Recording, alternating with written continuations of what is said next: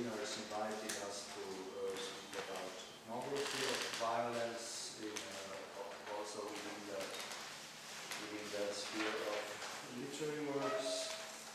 And as we may all know, some people do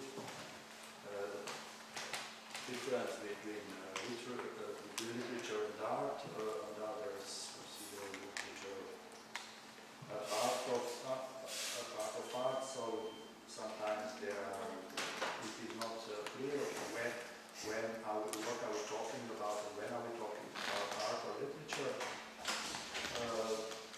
If some more traditional scholars, literary scholars or art historians were to listen what we are doing today, they would be surely astonished that we are so daring to discuss both things together, although there is of course a long tradition of discussing the relation between the two, because which starts in Greek philosophers, and there is another very important chapter during Romanticism and the philosophers of aesthetics before, immediately before Romanticism, like Wreath, is important theorization of the relationship between paintings and art. I will to some extent follow in this direction, although I'm not going here to theorize about the relationship of painting and art and literature, but as you can see from my after time, I will focus on a poem by the Montenegrin poet Njegoš, who was one of romantic poets from the first half of the 19th century, contemporary of most other important romantic poets, and some of them also get the status of national poets, and also Njegoš had earned this status, although the nation he was supposed to belong to changed 3 times, so he was first canonized as the third national poet, after that as a Yugoslav, and finally a Montenegrin national poet, which really happened very recently in 2000. In a way, in 2014, when a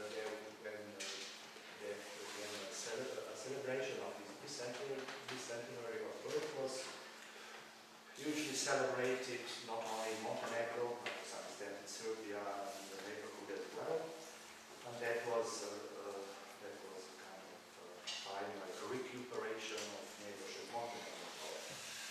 One reason why Montenegrins after independence and also from the 1990s onwards had some difficulties with Njegoš was that his poem The Mountain Wreath, which was canonized as a national poet already in the beginning of the 20th century, contains these scenes of violence, or to be more precise, it is the main event of the poem is the massacre of the Muslim converts by their non-converted co-tribals in the old Montenegro in the mountains about the sea, with Cetin as its capital, and especially over the 1990s, related to the violent dissolution of Yugoslavia, the poem earned the title of a genocidal poem. So it was described and demonized, widely demonized as a kind of manual or blueprint for ethnic cleansing or even for genocide.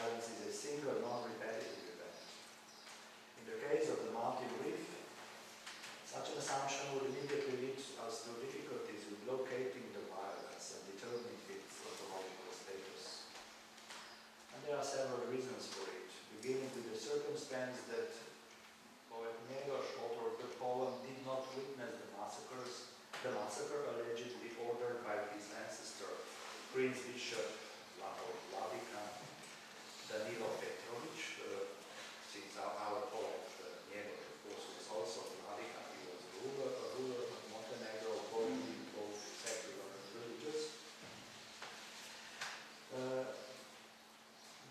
Danilo, the Vladica Danilo, who allegedly ordered the massacre, was also the founder of the dynasty to which Njegoš himself belonged, and which allegedly took place more than a century before Njegoš was born. So, vis-a-vis this massacre, Njegoš is here emphatically not occupying the slot of the notorious binary oral epic singer accompanying the armies of militias and civil heroic exploits, as it is a tradition in the binary part of the romance. On the contrary, he is a fully fledged romantic poet, a lonely adept of the literate muse whose ability is rich towards the past from the textful stuff, immersed in other romantic poets of his time, especially Lord Byron, Milton, also, of course, Russian poets. Another reason, even more perplexing than the mentioned one, is that the massacre of the domestic converts to Islam, the central event of the poem, never happened. Or at least it never happened as a single, clearly delineated event of short duration, allegedly taking place during the Christmas of a certain year somewhere around 1700 or 1704 or something like. Those among historians who have accepted this massacre as a historical event have offered rather solid arguments to refute it, starting with the Reverend Ilavion Rubarac, a rare bird among the historians of the 19th century, who maintained that historical myths and nationalist emotions should be silent when the historical science is speaking, and containing to this day excellent scholars such as Sergej Pavlović, who has shown that no prior written reference to the massacre exists before 1833, when the massacre for the first time appears in a poem published that year by Njegoš's uncle, Saint Peter I Njegoš, his direct predecessor on the Vladica's seat. So when Njegoš published his poem, The Mountain Wreath, in 1847, it was only 14 years after his first literary appearance of the massacre in Montenegro in historiography.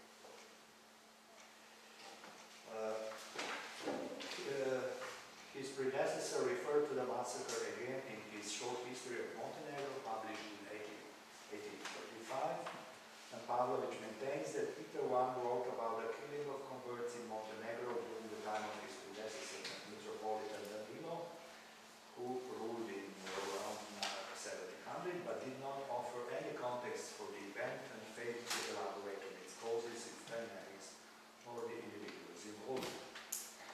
It therefore seems very obvious that the massacre is a Roman invention, and this comes as no surprise.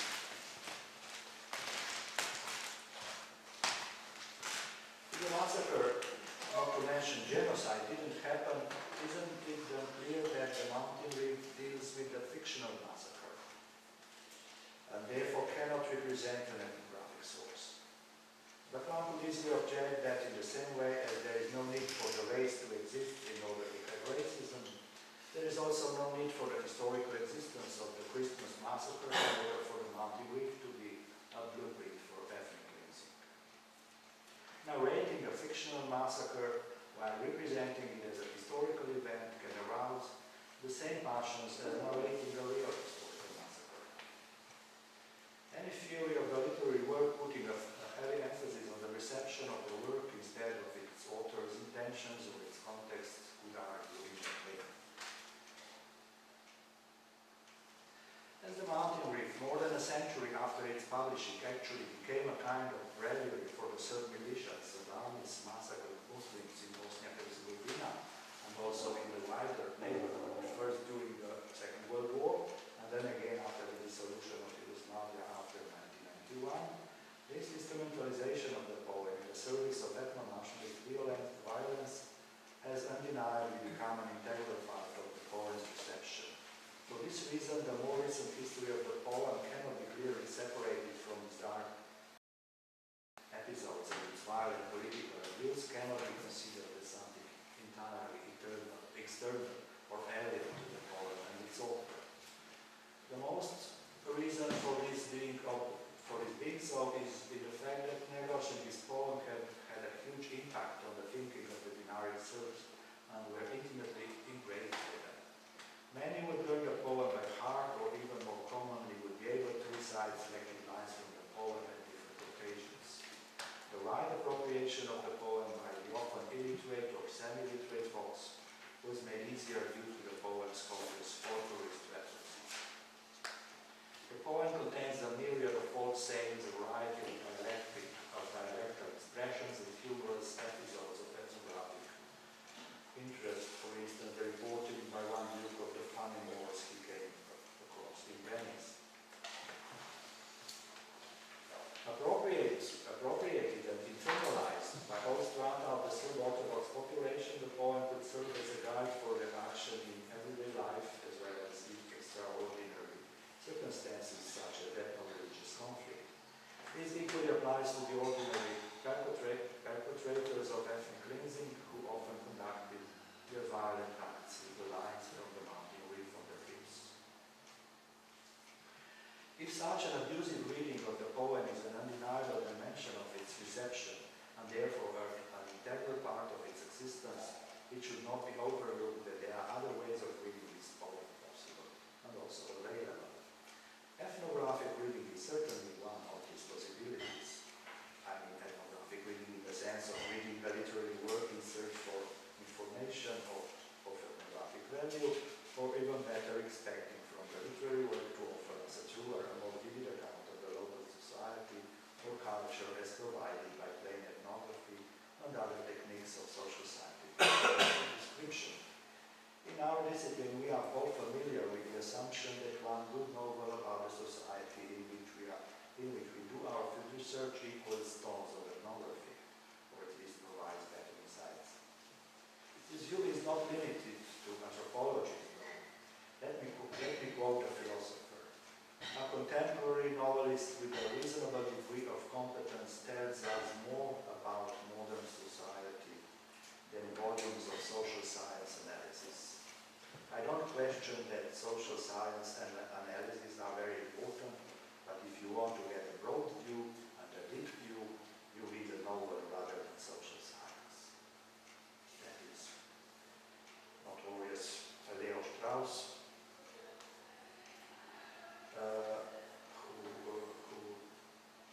who wrote that. And it is interesting that not among those anthropologists who have reflected about the value of literature as an ethnographic source or as ethnographic evidence, there are only few who have formulated a similar argument.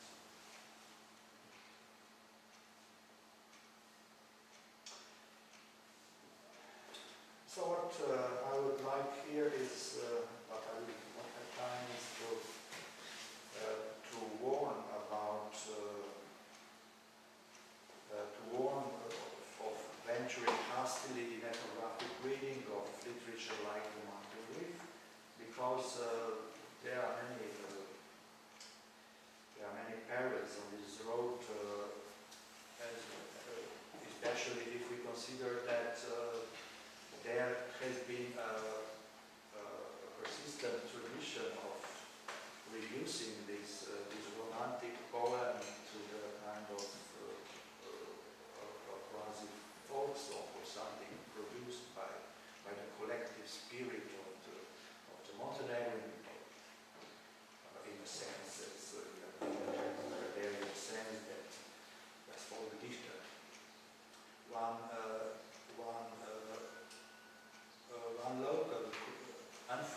critic from the end of the 19th century even accused Njegoš that his poem is plagiarizing that folksized of the Montenegrin people.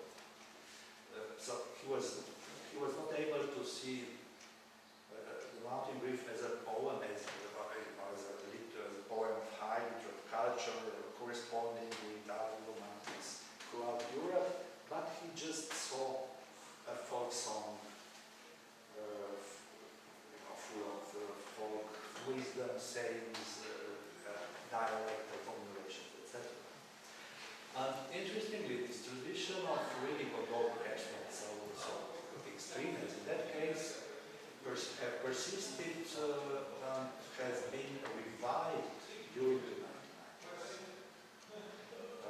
1990s. If we consider the perception of the Western, of many Western journalists, reporters, pundits, especially people from international law, international relations, political science, most people who are familiar with the techniques of literary science, with the techniques of close reading, etc.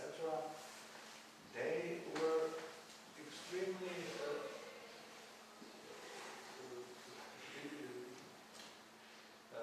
they tended to reproduce and even to revive and to extend this way of reading Njegoš as a reflection of his environment, his violent in agriculture, etc.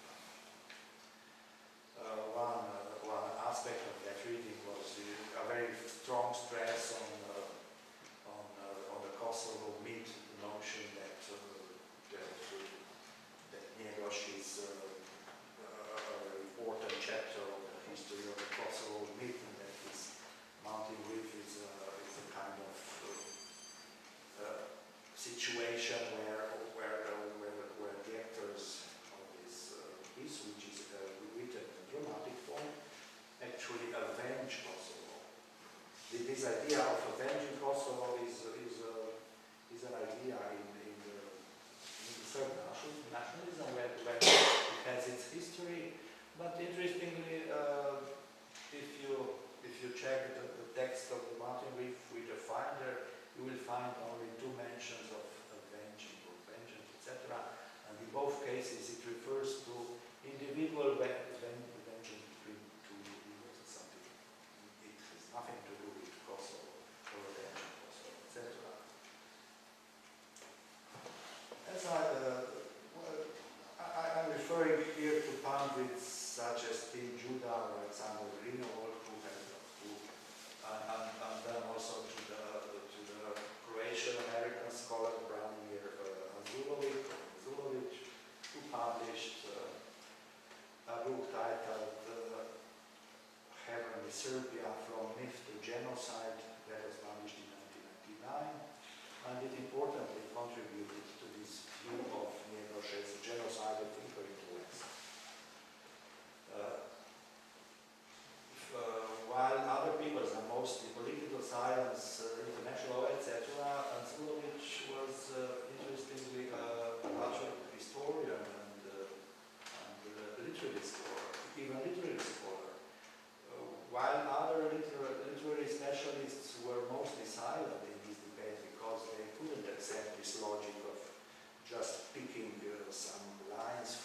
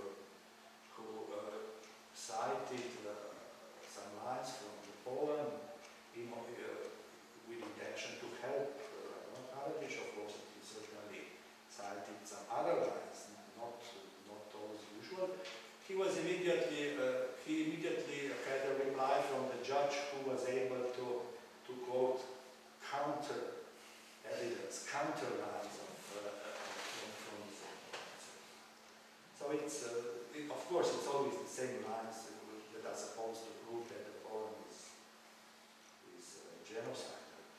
Well, if I have to finish now, let me just quote, since Njegoš is also accused of being a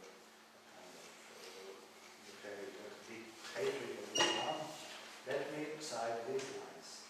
O Istanbul, earthly delight and joy, a cup of honey, a mountain of sugar, the sweetest spa of human existence, where the women bathe in honeyed sherbet. O Istanbul, palace of the Prophet, the source of his power and his holy shrine. It is Allah's pleasure to rule the earth only from the palace of the Prophet. What can ever separate from him? These are the words of Mustai Kadia, obviously a domestic Muslim, and what may come as surprise to many, yes, there are Muslims in this poem as well, and imagine they've got their language, they do speak, their words deserve to be listened and to be written down. And these folks, as they appear when they visit their hostile neighbors, they are actually fully human.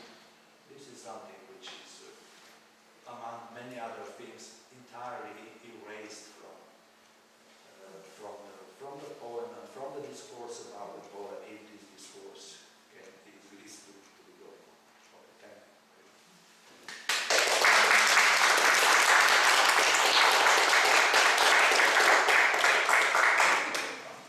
So, I would suggest two options. I think we just rush out to get the coffee, or we have some questions. We have some questions maybe concerning Uli or Bojan and yeah, maybe now that we have heard all of the three presentations, maybe there are questions. All of them. Yes, Professor Bojan, about the use of the poem into the tribunal from former Yugoslavia, how exactly was it used by judges and like a testimony? I didn't understand exactly.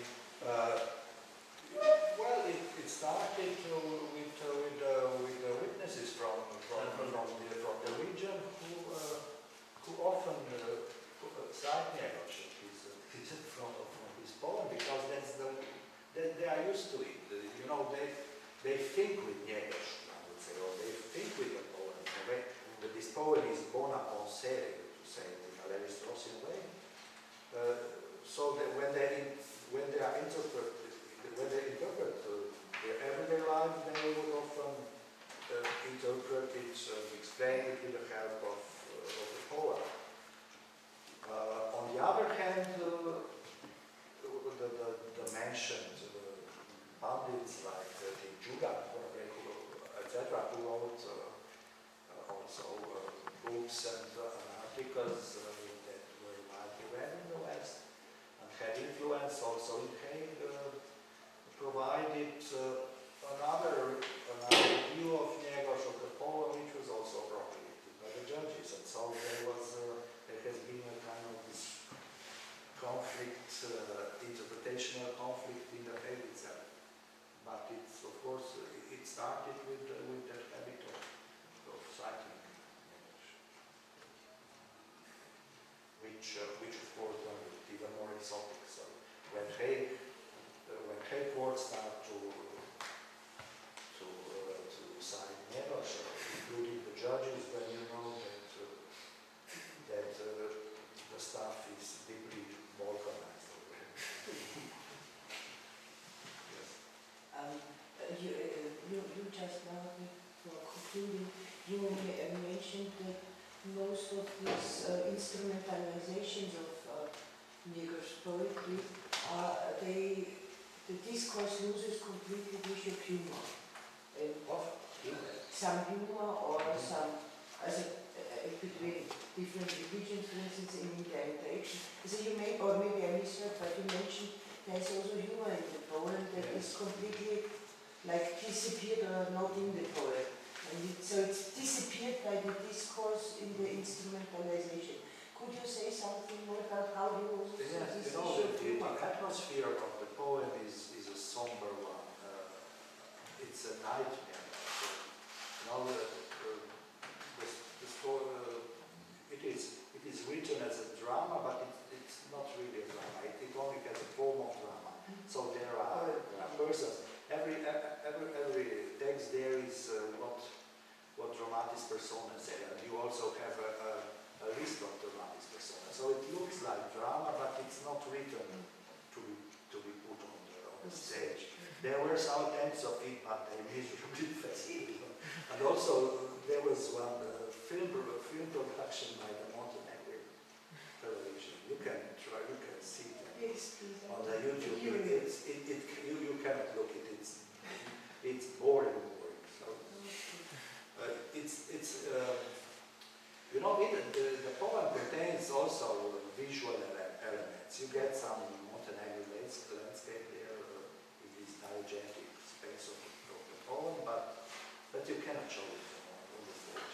Only in the mind, no? Yeah, and you know, this nightmare, because the most of the time, you know, these tribal dukes and soldiers, fighters are preparing for the massacres, are gathering and deliberating.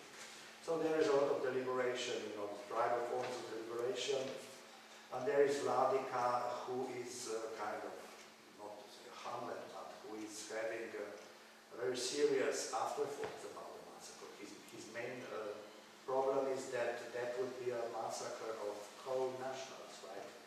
Slavs, ethnic. That was very important for Njegoš. He also had friends and blood brothers among Muslims in Bosnia, on the basis that they shared Slavic ethnicity, etc.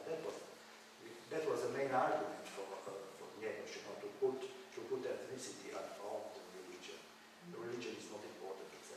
So, and this also cast a different light on this claim that he hated Islam. He didn't hate Islam. But of course, some people in the text, of course, pronounce also Islamophobic and hostile statements, hostile to Islam, etc.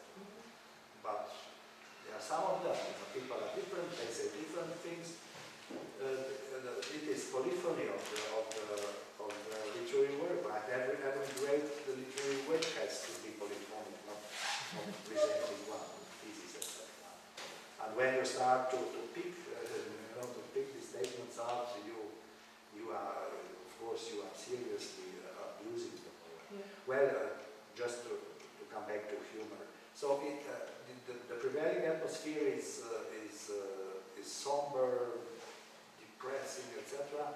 And from time to time you have some jokes, some humorous, you know, like to make a thing perhaps a bit easier to support and to read. It functions like, you know, like a kind of a break from all this. Okay, I see. But of course, all of that is lost. It may be interesting for ethnologists, for anthropologists, of course, since it contains material which has, you know, which looks like ethnographic description or ethnographic perception, you know, perceptions of the highlanders, of the Venetians, of the Italians, etc. But I'm reluctant about practicing this kind of literary ethnography. Just because of that, because this way of reading, which is practiced by anthropologists, may be perhaps too close to that plain reading of poem as practiced by the people I mentioned. Yes. And in the end, you have a piece by Shakespeare titled Venetian's Merchant. What's the title? The Merchant of Venice. So why should the Njegoš's, you know, the appearance of the Venetians in the mountain reef more ethnographic than this Venetian merchant in Shakespeare?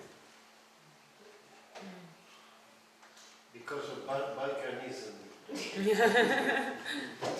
Where did that come from, if you look closely? This Habsburg Empire, people had a lot to do with creating it also. As a tool, of course, for them. And then I think, the use of the Balkanization, I'm always quite drawn because it is such a, now it's such a colloquial word for anything to which it fits or doesn't. And it has in its own history of the Balkan as such. And when it gets instrumentalized to describe these things and warfare, sorry, but that's another workshop. Just a short comment, if I may. Another possibility of addressing this ethnographically is to not to read the content, but to ethnographically approach what happens with this piece of writing through history. So how it was reproduced, used, produced, or Of course, that's also what I was trying to do, and there are other, even more important works and essays in that regard. Although I'm often surprised by reading the recent production, high-level production. I don't now refer to this plain reading, etc. But the scholars who do research on the history of the reception of the poem, as well as the history of the discourse on the Kosovo myth, etc. And it is fascinating to see how these scholars are often embedded in their, since these are mostly scholars from the region, embedded in the national traditions traditions of the national reception of Njegoš. See, these traditions are, first you had that tradition of reception of Njegoš, which first appeared in Belgrade. So the Serbs literary critics were those who were the first to canonize Njegoš as an important Greek poet. Montenegrin scholars were few and far between. They started to do this work much later, and then you have a very important production also by Croatian scholars, and the Montenegrins and Croatians view all the thing very differently from the Serbs. But when you read now the current Serbian scholars are very good, the high scholarship, but they as a rule do not know what the Montenegrins and Croatians are writing. Do you have a question, actually, to Yasushi and Ulrike? Because there was a tiny theoretical overlap between you, but both of you just mentioned, basically, maybe you mentioned also Mrs. and authority, it was Michael Towson. You both referred to Michael Towson. Concretely to... I made something else. Yeah. Towson? Yes, so because you just mentioned the name, I wanted to ask what exactly did you mean when you mentioned his name? And perhaps you could elaborate a few things also on Mrs. Authority, how it fits into your theorization of I don't know. well, that's not easy. You see, I have difficulty from the beginning to discuss art and violence with an agency. If you split this work into two halves, the first half, yes, they can talk about violence, so it's easy. But this book is not only about this male fetish. It's an example to start thinking in terms of what was the agency of the work, not comes from the artwork itself. It has built in past a series of events, and this agency is passed from the past event to what you have now. But how? Because we do it, we are part of it. As an Asian patient, or through the abduction, we are making the artwork by being an actant, being an actor, so that is not. So you see, but again, Joe is trying very hard to make this first half of his argument. He was trying actually to make, I guess, a synthesis of the first half with the second half, when he talks work not as an individual artwork, but work as a movement, as a collectivity. So how this collectivity art comes out, falls out from mind, but it's not a Hegelian spirit, but it's a mind of, I would say, it is Levi-Straussian, like a concept. It's a esprit, it's concept, not a concept. From this thinking, everyday people thinking, but concretely, the art comes out, but as a kind of stop. It's now stop. We see it's out, but after this interaction, it will individuate differently, and then stop. Okay? So Michael tells him yes, but he only talks about something small within, from the point of view of gel. It occupies the minor part. So I don't think I can answer your question. This wasn't an answer. A brief no answer. Well, okay. No, actually, this is, I know, of course, this work, and, but this is not what I had in mind when I mentioned, it's of course, colonialism, shamanism, and the wild man. Yes, yeah. And which I just realized afterwards, I should have maybe more elaborated, because besides that it is, but I was thinking so evident anyway. I'm not sure. I try to work, try to understand Ananse when you are within the whole context and participate, and try to understand Legba issue. It's much more the whole axiomatic grounding of, for instance, there I know more about, that's why I dare to talk about it properly, of West African and also then Caribbean, of course, thinking and approaching the world through a thought system that is really not easily stressed in, locked in the simple dialectics of Western thinking.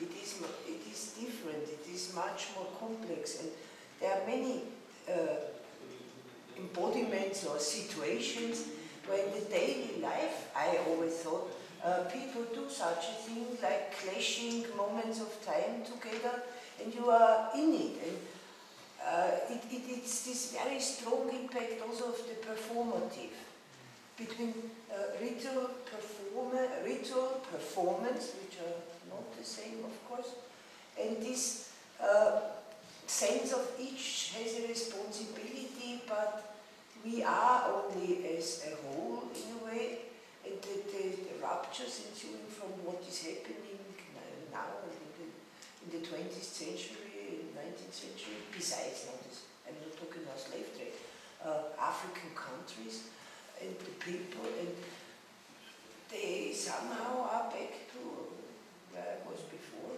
but Europe and the world lets people die on ships, people from Africa, and we know there are thousands dying in the Mediterranean, while we are continuing, as we nowadays, not we, but this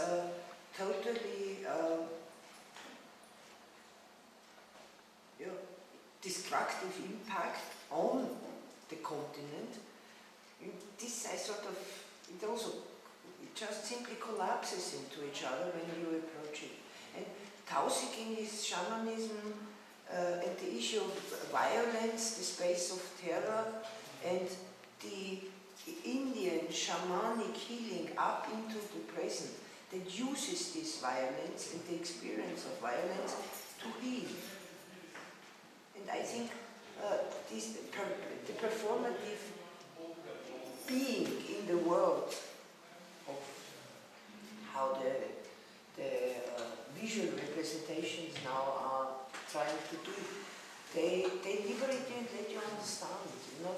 And this is what I'm trying to get, where it's a totally different approach. It's good that approach. you brought up this chronism, shamanism. Chronodox. Yeah, one thing, because in the first, it's again two parts. Yeah, in the first half, the first part is about this terror caused by this white, okay, this barbaric. But it's not barbarians are actually not the Indians. It's white people becoming barbaric. And then in the second half, as you said, this experience of being experiencing the violence becomes the power to cure. But you see, there's a switch. The subject of violence now the Indian can cure, and it's people from the civilized West are trying to civilize the barbaric people become barbarians. So there's again this agency is at work. Yes, and maybe this contagious magic. Yes, that's nice. This is what and the transformation, yes, it is taking place. So this is relevant. Yeah, when you try to really now follow like Robert Young said, or Karl Marx said when he did the Capital, I just put him on his feet, no, as he on his feet, or Robert Young suggests for explaining what post-colonial discourses might be and what it actually could mean. Just switch perspective. Think how your day will be when you are born in Mexico City in a shanty place, or you are on a boat in the Caribbean trying to reach land before the hurricane hits you. You are not thinking like the one you actually are. London born, New York born, Paris born. Also, think you are not the child of a metropole and a hegemonic power. See the world from the other end. I'm a very great fan of, switching, and I don't believe in. You have to apply and employ, and I think this is. I am always trying to get Jay, because he does something that is very intriguing, and I'm therefore so grateful because I understood a bit more now. I would suggest that We continue the coffee break. Yes. We won't have a coffee